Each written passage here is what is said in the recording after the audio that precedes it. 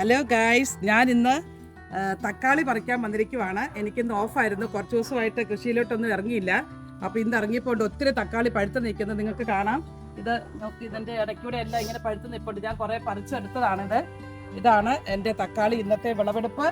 തക്കാളിയെ ഇഷ്ടം പോലെ കായ്ച്ചിട്ടുണ്ട്. ഇത് സ്വീറ്റ് ആയിട്ടുള്ള തക്കാളിയാണ്. നമുക്ക് സാലഡിനകത്ത് ഇടാനും അതുപോലെ ചുമ്മാ ഫ്രൂട്ട്സ് തിന്നുന്ന പോലെ കഴിക്കാനും ഒക്കെ നല്ലതാണ് ഈ തക്കാളി. ഞാനിത് നട്ടുവെച്ചതൊക്കെ നിങ്ങൾ കണ്ടതാണല്ലോ വീഡിയോയിൽ. ഞാൻ നഴ്സറിയിൽ നിന്ന് വാങ്ങിച്ചു വെച്ച തക്കാളി ചെടിയായിരുന്നു. ഇതിനകത്ത് ഇപ്പോൾ എനിക്ക് എൻ്റെ ഫാമിലിക്ക് ആവശ്യത്തിനുള്ള തക്കാളിയെല്ലാം ഇതേ കായ്ച്ചു. ഇതിൻ്റെ ഇടയ്ക്കൂടെയൊക്കെ ഇനിയിപ്പോൾ മൂത്ത് വരാനുണ്ട്. പിന്നെ ഇവിടെ വലിയ തക്കാളി നിങ്ങൾക്ക് കാണാം. ഇതേ ഇവിടെയൊക്കെ കൊലയായിട്ട് കിടക്കുന്നത് കാണാം. വലിയ തക്കാളി നോക്ക്. ഇത് പക്ഷെ മൂത്തിട്ടില്ല. ഇത് നീണ്ട തക്കാളി. പിന്നെ ഇത് ഈ കൊമ്പയിലൊക്കെ നിങ്ങൾക്ക് കാണാം. ഇത് ഇഷ്ടംപോലെ തക്കാളി കായ്ച്ച് കിടപ്പുണ്ട്. അതുപോലെ ഈ കമ്പയിലും ഉണ്ട് തക്കാളി. പിന്നെ നിങ്ങൾക്ക് ഞാനൊരു സൂത്രം കാണിച്ചു തരാം. നോക്ക്, പറങ്കിമാങ്ങയുടെ ഷേപ്പിലൊരു തക്കാളി ഉണ്ടായേക്കുന്നു.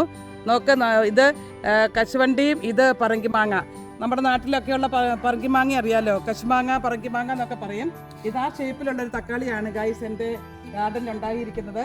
ഇന്നിത് കണ്ടപ്പോൾ എനിക്ക് ഭയങ്കര ഒരു അത്ഭുതം തോന്നി. അപ്പോൾ നിങ്ങളെ ഒന്ന് കാണിച്ചു തരണമെന്ന് വിചാരിച്ചു. അതുകൊണ്ടാണ് ഞാനിപ്പോൾ ഇത് കാണിക്കുന്നത്. അത് മൂത്തിട്ടില്ല. മൂത്ത് കഴിയുമ്പം ഞാൻ പറിക്കുന്നതായിരിക്കും. അപ്പം ഇതൊക്കെയാണ് ഗൈസ് ഇന്നത്തെ എൻ്റെ വിളവെടുപ്പ്. ബാക്കിയുള്ളതൊക്കെ ആയി വരുന്നതേ ഉള്ളൂ. പയറൊന്നും ആയിട്ടില്ല. പിന്നെ അതുകൊണ്ട് ഇന്ന് തക്കാളി മാത്രമാണ് ഞാനിന്ന് വിളവെടുക്കുന്നുള്ളൂ. അപ്പോൾ വേറൊരു വീഡിയോ ആയിട്ട് വരുന്നത് വരെ ബൈ ബൈ.